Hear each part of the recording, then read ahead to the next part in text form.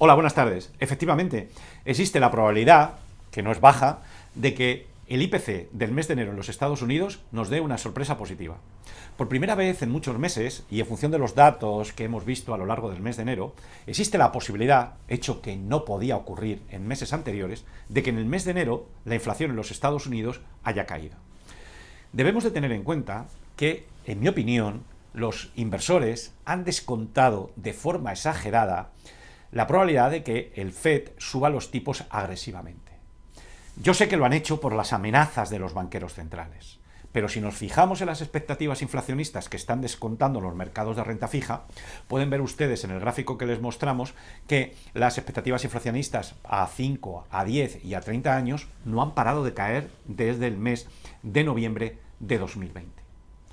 Pensemos que los mercados van a recibir los datos desde una posición extrema. Fijémonos en el gráfico de la rentabilidad del bono americano a 10 años. Pueden observar ustedes que se encuentra justo en la resistencia del 2% y a pesar de todas las amenazas todavía no ha sido capaz de superarlo.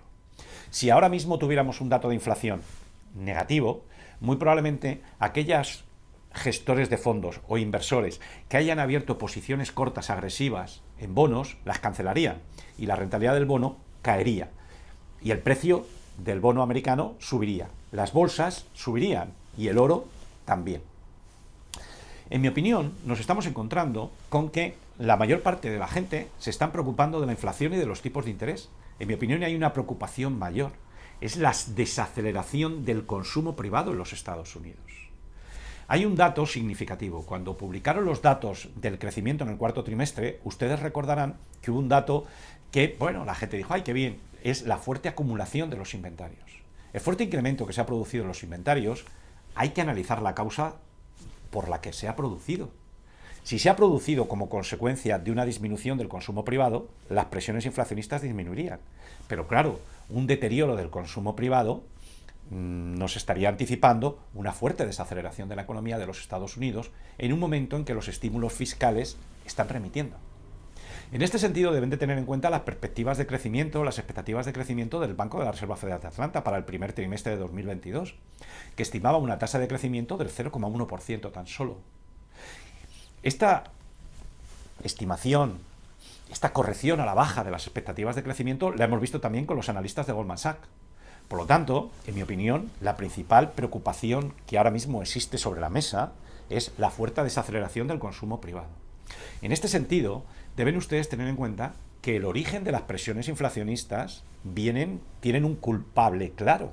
Es el enorme déficit público estadounidense y europeo que se ha producido como consecuencia de el gasto público que han tenido que hacer los gobiernos para luchar contra la pandemia. Si ahora esos proyectos, ese gasto público remite y nos encontramos que el consumo privado no toma el relevo y también se deprime, pues ¿cómo van a subir los tipos de interés en ese entorno? ¿De acuerdo? Por lo tanto, en conclusión, el dato de inflación existe la posibilidad de que sea negativo. Fíjense sobre todo si debemos fijarnos si el consumo privado norteamericano se está contrayendo o se está desacelerando significativamente. Esas son las variables que hay que tener en cuenta y es donde nos tenemos que fijar. Vayamos a los índices. Efectivamente, los índices, tanto el S&P 500 y el Nasdaq, se preparan para recibir el dato de inflación sin miedo. Y están viendo ustedes cómo están subiendo. Vayamos al gráfico del S&P 500, del índice, no del futuro, del índice. Y quiero que se fijen en este gráfico intradiario. Les hemos marcado con un círculo de color rosa lo que, en mi opinión, fue lo más significativo de la sesión de ayer. Tal y como pueden ver, la zona 4.492, ahí el S&P 500 rebotó con fuerza. Ven ustedes cómo se amplía el rango de fluctuación. ¿Esto qué significa? Bueno, esto significa que los inversores ayer abrieron posiciones largas, compraron, cuando vieron que el S&P 500 rebotó al llegar al 4.492. Por lo tanto, nosotros vamos a tomar como referencia el 4.492. Mientras el S&P 500 se mantenga por encima de 4.492, predisposición alcista. Vieron ustedes que durante la sesión estadounidense el S&P 500 superó el 4.520. ¡Qué bien! Vieron ustedes que durante la sesión asiática ha superado el 4.545. Bien. Y durante la sesión europea se ha dirigido al 4.560. Muy bien. ¿Qué puedo esperar para hoy? Hombre, tal y como les mostramos en el gráfico, la zona de los 4.550 es una resistencia muy importante porque por ahí pasa la recta directriz bajista. Que el SP500 se pare en esta zona, yo creo que sería lo normal y lo aconsejable. Si tenemos en cuenta que mañana se publica el dato de inflación y que puede ser al alza o a la baja, ¿de acuerdo? Aunque existe la posibilidad de que sea a la baja, pues lo lógico sería que estos inversores que ayer compraron en la zona 4.492, que son inversores avezados, que compraron apalancados, pues que vendan y realicen beneficios antes de la publicación del dato. Ya lo tienen en el bolsillo, pues hombre, ya lo tienen y lo guardan. ¿De acuerdo? Por lo tanto, vamos a considerar como escenario más probable que realicen beneficios y que el SP500 se mueva lateralmente entre 4.560 y 4.492. Si se mueve lateralmente por encima de 4.492, yo estaría contento, ¿de acuerdo? Porque aumentaría la probabilidad de que finalmente superara el 4.560. Si el SP500 supera el 4.560, pues muy probablemente se va a dirigir a la resistencia de la zona 4.600. Esa resistencia es fuerte.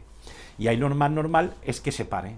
Pero yo creo que va a ser capaz, si superase el 4.560 y se dirigiera al 4.600, aunque esa resistencia es fuerte, yo creo que va a ser capaz de superar el 4.600 y dirigirse a la zona de los 4.700. ¿De acuerdo? Ahora bien, yo creo que el 4.700 eso es una resistencia muy importante, yo creo que eso es un muro, y lo más probable es que si llega al 4.700, ahí se pare y se experimente una brusca caída. Pero eso ya lo veremos en días posteriores. De momento, para hoy, vamos a esperar un movimiento lateral por encima de 4.492 y en función de la publicación del dato, pues cabe pensar como escenario más probable que supere el 4.560, 4.600 y se dirige al 4.700. Ah, por cierto, ¿ustedes recuerdan de la reunión del FONC que les dije primero la señal falsa y luego el movimiento verdadero? Al dato del IPC le es de aplicación lo que dijimos para la reunión del FONC. Primero un movimiento falso y luego ya emerge el movimiento verdadero. Como les he dicho anteriormente, yo creo que lo más probable es que la reacción inicial al dato sea a la baja y a continuación suba y ya retome la senda alcista. Pero esto es mi expectativa. Ahora tendremos que confirmar cuál es el movimiento del mercado. Adiós, hasta luego y que pasen buena tarde.